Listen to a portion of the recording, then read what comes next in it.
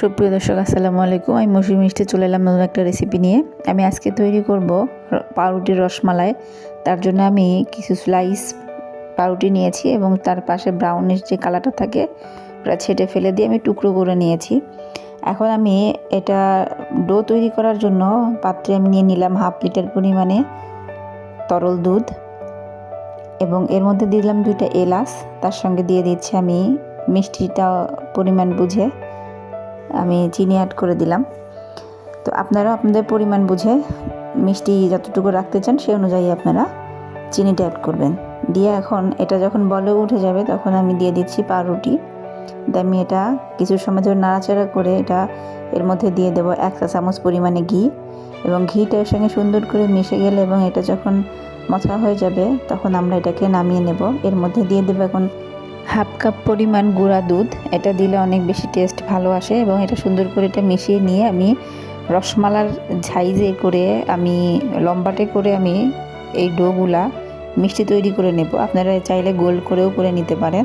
তো আমি সবগুলা এভাবে লম্বা লম্বা করে মিনি মিনি সাইজ করে নিয়েছি। আপনারা সাইজটা আপনাদের পছন্দ অনুযায়ী করে নেবেন। নিয়ে আমি বাকি সবগুলা তৈরি করে ফিরে এলাম।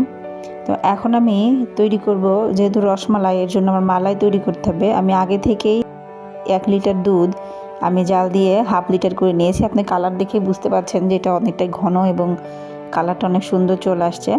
তো এর মধ্যে দিয়ে দিলাম আমি 2টা এলাচ সুঘ্রাণের জন্য, আর দিয়ে দিচ্ছি 1 কাপ পরিমাণ চিনি। এটা যেহেতু রসমালাই এটা অনেক বেশি মিষ্টি হয়, তো আমি মিষ্টিটা পরিমাণে একটু বেশি দিয়েছি।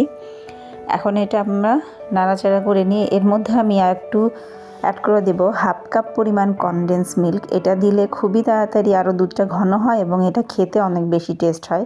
তো আমাদের মালাইটা এভাবে নাড়াচাড়া করে যখন বলক উঠে আসবে এর মধ্যে আমরা দিয়ে দেব সেই রসমালাইয়ের জন্য যে মিষ্টিগুলো বানিয়েছি সেগুলো দিয়ে এটা আমরা কিছু সময় একটু ফুল আঁচে রান্না করে আমরা এটা ঢেকে দেব ঢাকনা দিয়ে 10 থেকে 15 মিনিটের জন্য। এর মধ্যে আমরা নাড়াচাড়া করব না এবং খুলে দেখব না।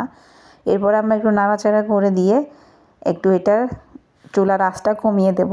দিয়ে আরও কিছু সময় আমরা রান্না করার পরে আমাদের এই পর্যায়ে চলে আসছে। দেখেই বুঝতে পারছেন কতটা লোভনীয় হয়েছে। এখন সার্ভ করে দেখাবো আপনাদের, দেখে বুঝতে পারবেন এটা কতটা মজার হয়েছে। খুবই সহজভাবে এটা তৈরি করা যায়। আপনারা বাসায় তৈরি করবেন এবং এটা কেমন হয়েছে খেতে আমাকে অবশ্যই জানাবেন। আপনারা সুস্থ থাকবেন, ভালো থাকবেন এবং আমার চ্যানেলের পাশেই থাকবেন। আল্লাহ হাফেজ।